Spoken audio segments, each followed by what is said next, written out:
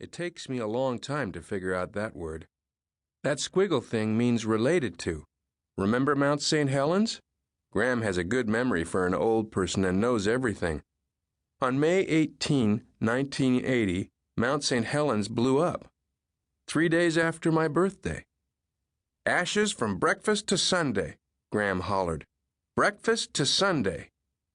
The ashes were gray sand that got in my mouth when I went outside, just like the stuff Dr. Reddy used when he cleaned my teeth. What's breakfast to Sunday? I asked. Don't be smart. Graham always cautioned me about being smart. At 10, I was still in the A's. Graham and I sat down and added it up. Our dictionary has 75,000 words and 852 pages. If I did 1 word a day, it would take me 205 years to finish. At 3 words, it would take 51 years. If I did 5 words, it would take 12 years and 6 months to get through the whole book. I wrote this all down. It is true because calculators do not lie and we used a calculator. Graham said we needed to rethink. Does that mean we made a mistake? I asked. No, it's not a mistake to rethink. Rethink means you get to change your mind. You're never wrong if you just change your mind. Graham clapped her hands together to get my attention and make sure I was listening. Pick up the pace, Perry, she said. We have to pick up the pace. That is when we got our subscription to Reader's Digest. We bought it from a girl who needed money for her school band to go to Florida. This is better than chocolate bars. Graham was excited when the first one came. Word power. Here you go, Perry. It was the February issue and had hearts on the cover. We saved every copy that came in the mail. I remember I was on the word auditor. An auditor is a listener.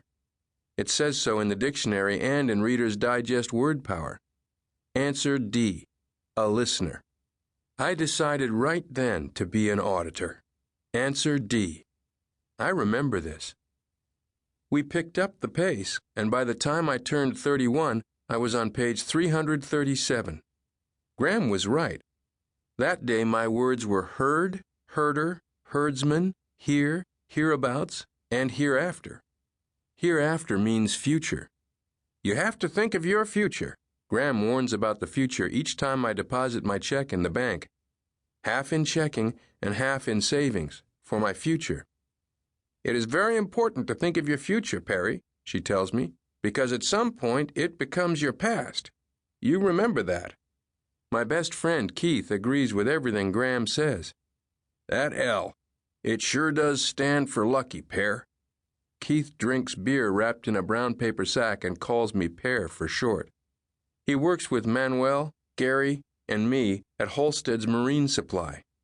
I have worked for Gary Holstead since I was 16 years old. Keith is older and bigger than me.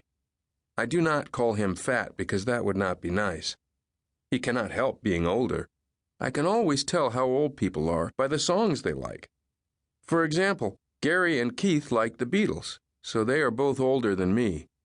Graham likes songs you never hear anymore, like Hungry for Love by Patsy Cline and Always by somebody else who is dead.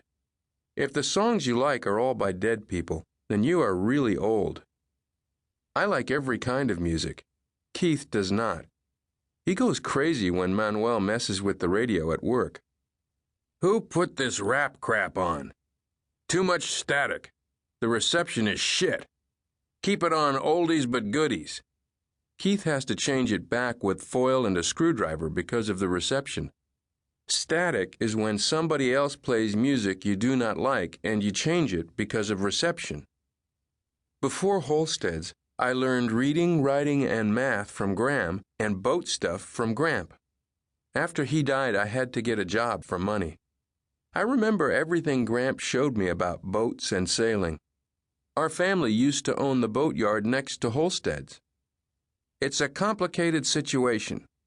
Whenever Graham says this, her eyes get all hard and dark like 2 black olives, or like when you try to look through that tiny hole in the door at night. That is not a smart thing to do because it is dark at night and you cannot see very well. Just before he died, Gramp took out a loan.